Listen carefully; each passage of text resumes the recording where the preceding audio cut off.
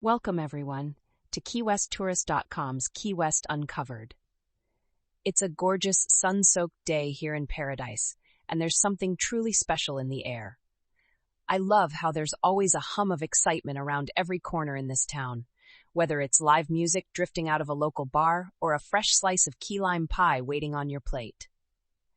I'm Claire, your island insider and trusty concierge, thrilled to have you all along for the ride.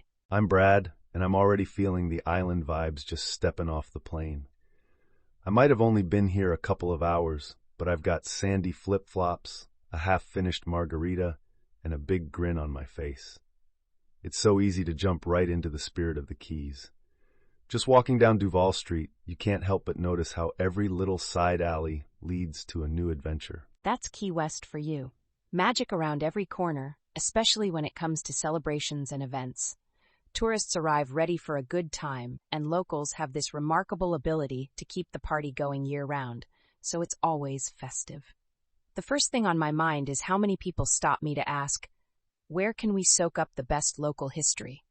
Some folks think Key West is just drinks, sunsets, and water sports, but there's such a proud heritage here, and it's practically bursting at the seams. Funny you bring that up.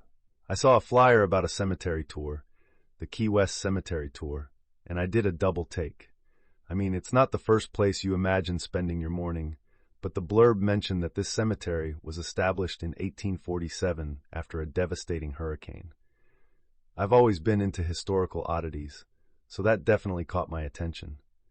Is it worth the visit, or is this more for hardcore history buffs? Oh, it's absolutely worth it. The Key West Cemetery is such a fascinating place. People sometimes call it a city of the dead, but it's so full of life stories. You get to see distinct cultural influences from the early Cuban families to the Catholic and Jewish sections that reflect Key West's diversity. And then there's the USS Maine Plot, where you can really get a sense of the island's long-standing ties to the sea. The walking tours, they're about an hour and a half, are perfect for anyone who wants to absorb local lore without sifting through textbooks. And if you're the type who loves hearing legends and quirky epitaphs, you'll leave with some tales to impress your friends. I'm sold. I'll set an alarm for that. But now, I can't stop thinking about the vibe of Key West. This place is so alive with music.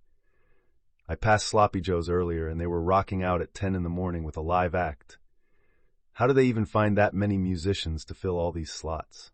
It's kind of a mystery even to us locals, but trust me, Key West is a magnet for artists of all stripes. Singers, songwriters, comedians, you name it. And these performers just keep popping up. On any given day, you might find Tom Curtis Jr. doing his thing at Sloppy Joe's bright and early, or you can wander over to Hog's Breath Saloon at noon for some soulful guitar from El Haley. I adore how so many of these musicians, like Jonathan Williams or Tony Baltimore, have their own backstories. It's not just about the music, it's their lives woven into every chord they play. That's exactly the energy I'm looking for. In the spirit of soaking up as many tunes as possible, I'm planning to pop in at Irish Kevin's, maybe around mid-afternoon, see who's playing. I heard they've got Milo O'Malley or someone from Ireland with a real Celtic twist to their set. And apparently by the evening, you can slide right into Comedy Key West if you need a laugh.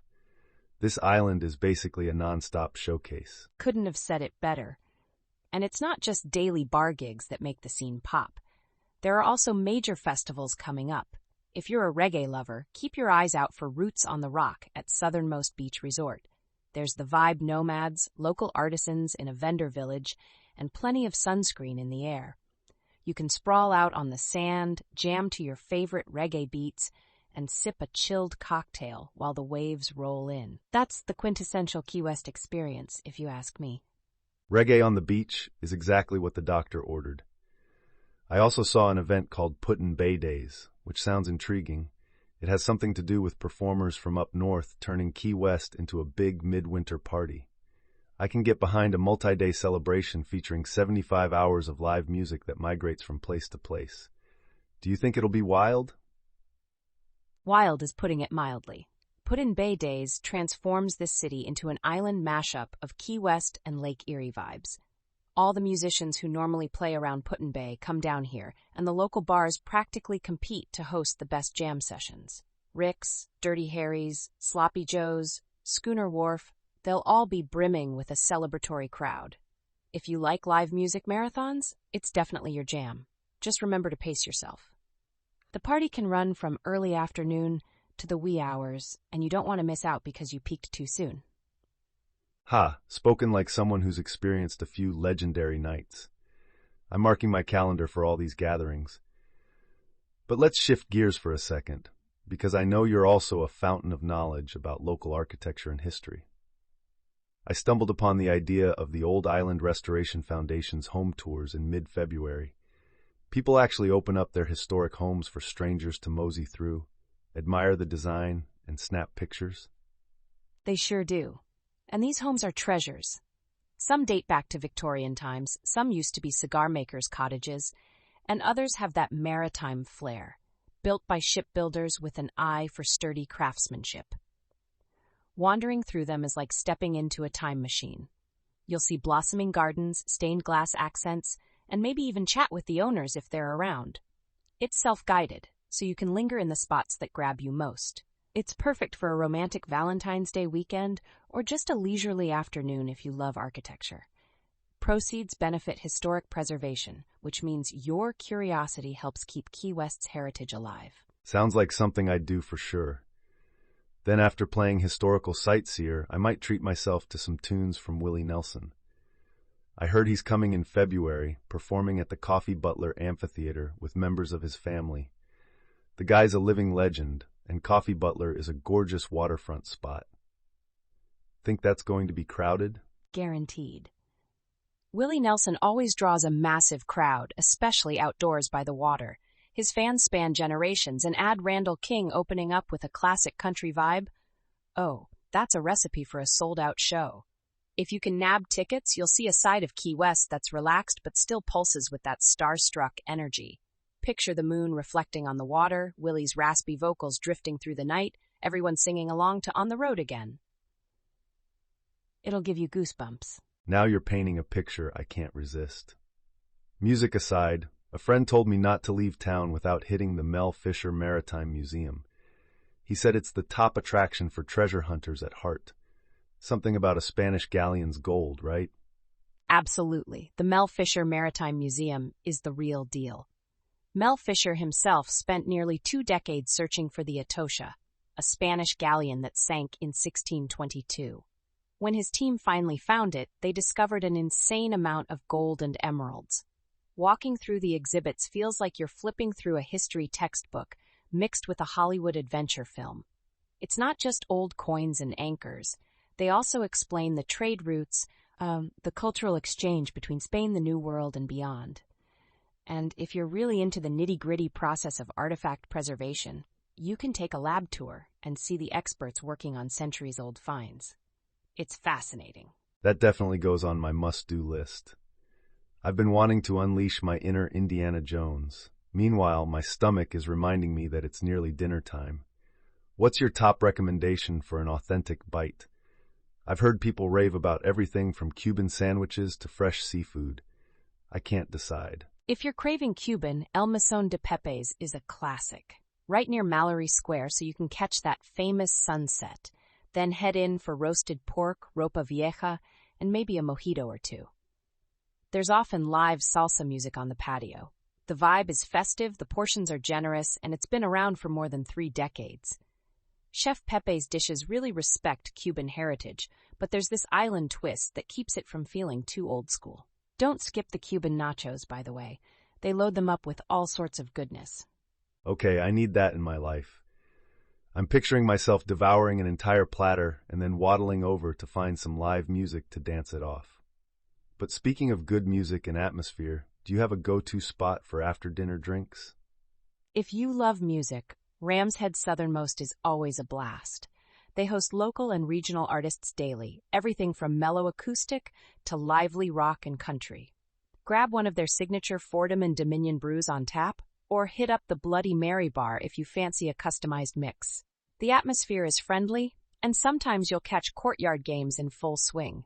It's a place where you can jam out, have a hearty meal. I personally love the Bahamian conch fritters, and maybe even make a few new friends at the next table. That hits the sweet spot for me. Honestly, every time I visit, I start wondering if I should just move here. Something about the people, the pace, the color of the water, even the accommodations have a certain charm. Last time I stayed at a cute B&B, but I'm up for something a little bigger this trip. You might like the Laureate Key West. It's an all-suite property, stylishly contemporary, and it has an oceanfront pool area that makes you feel a million miles from any stress. The one-bedroom suites are cozy but still have full kitchens. Great if you want to do some light cooking or store local goodies from a farmer's market run. And if you're traveling with friends, the three-bedroom suite is absolutely sprawling. They're also dog-friendly, so if you have a furry companion, they roll out the red carpet with plush dog mats and goodie bags. It's that kind of attention to detail that makes you feel taken care of from the moment you walk in. That sounds perfect. Knowing I can invite a few buddies and not be on top of each other is definitely appealing. On the other end of the accommodation spectrum, I glimpsed this adorable inn called the Scarlet Mango Inn, rumored to be from the 1800s. Seems more intimate. Ever poked your head in there? Yes, it's quite the gem. Very grown-up, adults-only ambiance. They kept the original 1858 structure intact, but updated it with modern luxuries. It's an oasis for anyone who wants a nostalgic Key West feel without sacrificing comfort. Think hardwood floors, breezy balconies, and a location that's within walking distance of local shops and restaurants. If a low-key boutique vibe is your style, that's your place. I can see the appeal. Maybe I'll split my time between the Laureate and the Scarlet Mango Inn to get the best of both worlds. Before I do, I need to buy some souvenirs for my family. I'm always the guy who sends my mom fresh local goodies from wherever I go. Here, it's got to be all about the seafood, right? I've never tasted shrimp sweeter than the Key West pink shrimp I found at a local market. So true. And if you want the absolute best quality, check out Key's Fresh Seafood Market.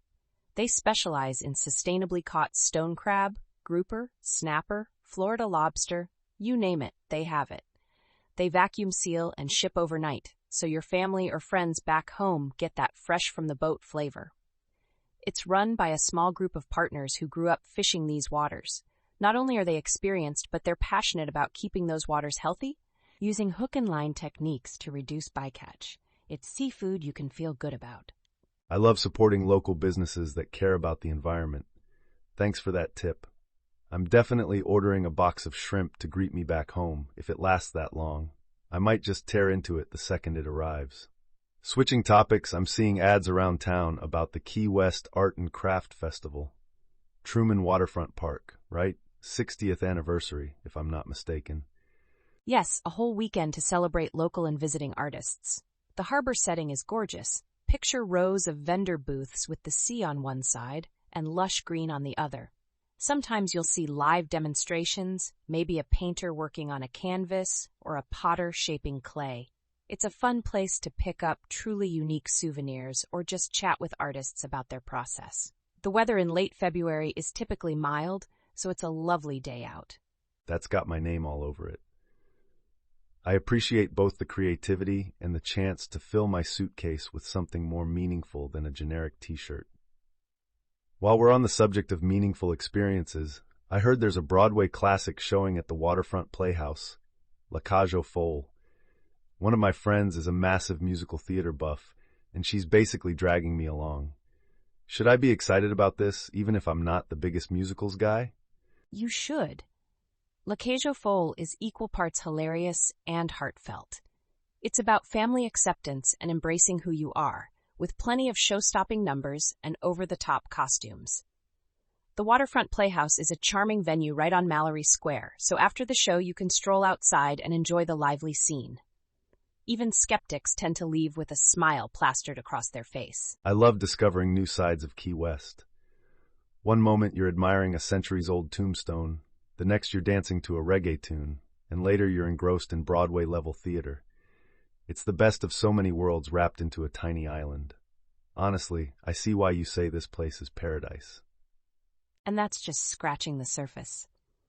There's also the daily comedic magic of people like Randy Roberts at La Teta, or you might stumble on a jam session at Schooner Wharf Bar that runs until midnight. In Key West, you can be a night owl or an early bird and still find your kind of fun. So whether you're drawn to the arts, the music, the history, or just the breathtaking sunsets, you can create a schedule that suits your mood every day you're here. I'm already planning my next trip. I can't get over how the entire island is this melting pot of cultures, flavors, and experiences. And no matter how many times I come, there's a new festival, a different show, or a fresh corner of Old Town to explore. I'll always have a reason to come back, and I'll probably be bugging you for more insider tips. I'm here for it. There's no greater joy for me than seeing folks discover the magic of Key West, whether it's their first time or their 50th. Everyone here has a story, both the locals and the visitors, and it's that blend of people that makes this place so wonderfully vibrant. My advice is always, slow down, savor your surroundings, and let the island's spirit rub off on you. That's how you truly immerse yourself in the Key West way of life. Couldn't have said it better myself. Until next time, folks, see you in paradise. Thanks for tuning in to KeyWestTourist.com's Key West Uncovered. Keep enjoying the sunshine, the music, and the local flavors that make our island home unlike anywhere else. Until we meet again, stay breezy and keep that Key West spirit alive.